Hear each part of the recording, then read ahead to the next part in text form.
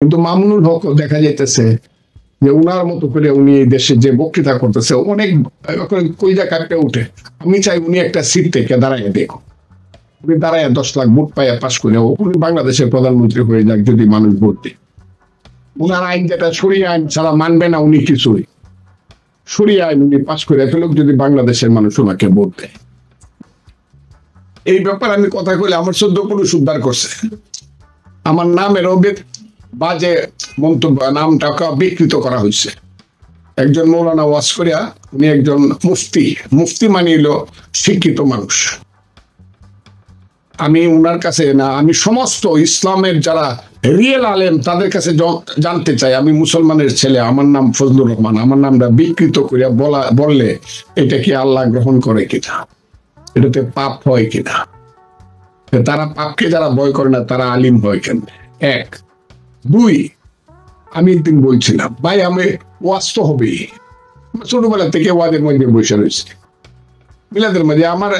আমি তো ঘটনায় দুর্ঘটনায় সবসময় বাসায় মিলাদ পড়াই, না হলে হাইকোর্টের মাঝখানে মসজিদে টাকা দিয়ে দেয়, না হলে নিজের বাড়ির মসজিদে এই যে আমার ইমাম যারা কেন ভাই আমার নামে আমার সন্তানরা যে আল্লাহ ভালো একটু মিলাদ পড়। আমি তো ধর্ম বিশ্বাসী মানুষ, মুখে বাদ দেওয়ার আগে বিসমিল্লাহ না করে খাই না। আমি আমার ঘর থেকে বাইরের আগে আমার আল্লাহকে স্মরণ না করে বাইরে হই না। সেই আমি বলছিলাম যে আপনারা যে এই যে সন্ধ্যা থেকে ধরে রাত্র ভোর 4টা পর্যন্ত মাইক মাইরা এত ওয়াজ করেন, ওয়াজ করতে আমি বাধা দিই না, কিন্তু সব রাজনৈতিক ওয়াজ করার জন্য ওখানে তো বুড়া মানুষ থাকতে পারে, মৃত্যুপ্রায় মানুষ থাকতে পারে, ছাত্রদের স্কুল কলেজ বিশ্ববিদ্যালয়ের পরীক্ষা থাকতে পারে।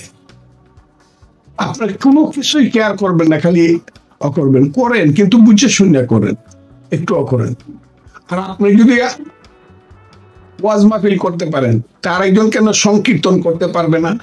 আপনি যদি ওয়াজ মাহফিল করতে পারে তাহলে যে আমার যে বাংলার সেই গান যাকে যাত্রা গান বলা হয়, মা মাটি মানুষ রূপবান মুদের বাড়ির দক্ষিণ পাশে গো ও দাইমা কিসের বাদ্য বাজে গো আমার দাইমা দাইমা গো, গ্রামের মানুষ যে গান শুনে কান্দে নিজের মনটাকে অনেক বেশি অকরে ভারমুক্ত করে, যে গ্রামের মানুষ আমার নিদারুণ শাম তোমায় নিয়ে বনে আসিলাম, এই যাত্রাটা কেন হবে না এই দেশে? আপনারা কেন গিয়ে ঢিলাইবেন? কেন লালনের গান গাইলে পরে আপনারা ঢিলাইবেন? কেন আপনারা শাহ আব্দুল করিমের গান কোথাও গাইতে গেলেই গান গায়ে আমার মন রে বুঝায় মনটা তো পাগল পারা, আর কিছু চায় না মনে গান ছাড়া, গাইলে পরে আপনি ঢিলাইবেন গিয়ে কেন? আপনি বাধা দিবেন কেন? আপনি ওয়াজ পড়তে পারবেন, আর একজন কীর্তন গাইতে পারবে না, আরেকজন গান গাইতে পারবে না, একজন যাত্রা নাটক করতে পারবে না, আরেকজন কবিতা পড়ে। এই কথাটা বলছি না, কারণ এটা সবার দেশ, সবার দেশ, বাঙালি জাতির দেশ, 10,000 বছরের বাঙালি জাতি, হিন্দু নয় ওরা মুসলিম, জিজ্ঞাসা কোন জন কান্ডারি বলো ডুবিছে মানব সন্তান আমার মা। এটা তো বাঙালি জাতির দেশ। 1000 বছরের আমাদের শিক্ষা সংস্কৃতি সবকিছু। একদল গান গাইবো পুবালি হাওয়া পশ্চিমে যাও কাবার পথে বইয়া যাও রে বইয়া এই গরিবের সালাম কানে লইয়া, এইটা নিয়ে হিন্দু মুসলমান সমানে কান্দে দুই দলই। আবার আরেকজন গাইবো ভ্রমর কয় গিয়া শ্রীকৃষ্ণ বিহনে আমার অঙ্গ যায় জ্বলিয়া রে ভ্রমর, এইটা তো সবাই মিল্লা কাঁদবো। তুমি বাধা দেওয়ার কে? ও তোমার কাছে বেহেশতের টিকিট আছে, আমারে বলছো তো আমি নাকি দুজকে যাবো, তো আমার টিকিটটা দিয়ে দেবে বাবা। ওনাদের কাছে বেহেশতে বলে গান গাইলে আরে দুজকে নিব আর বেহেশতে নিব, যে আমাকে সৃষ্টি করছে উনি ইচ্ছা করলে আমার পাহাড় সমান হিমালয় পর্বত সমান পাপ মাপ করে বলতে পারে তোমাকে আমি জান্নাতে পাঠাই। আর আপনি মৌলানা সাহেব মা চিনবে না, বাপে চিনবে না হাসরের ময়দানে, যদি আপনি ইসলাম বিশ্বাস করেন।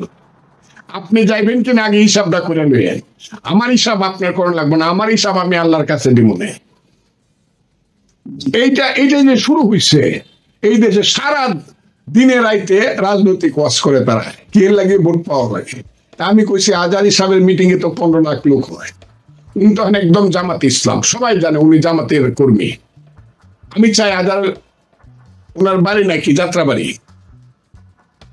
এই যে এখানে যাত্রাবাড়িতে ওনার মিজানুর রহমান আজারি, ওনাকে আমি সালাম দিলাম। দেখতে চেহারাটা এত সুন্দর সুফিস সাদি চেহারা ওনার, লাখ লাখ মানুষ ওনার বক্তৃতা শুনে একদিনে 15 লাখ।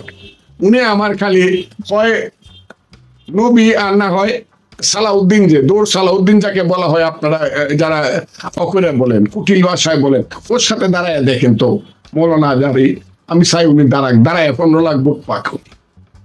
আমি চাই ওই যে আমার ভাই একজন জেলখানায় থাকতে ওনার ব্যাপারে আমি কত করছি, এখন বাইরে দেখলাম যে উনার নাম হইলো, ওনার বাপ কিন্তু খুব ভালো মানুষ ছিলেন, উনিও ভালো মানুষ, উনার নাম হইল মামুনুল হক, মৌলানা মামুনুল হক।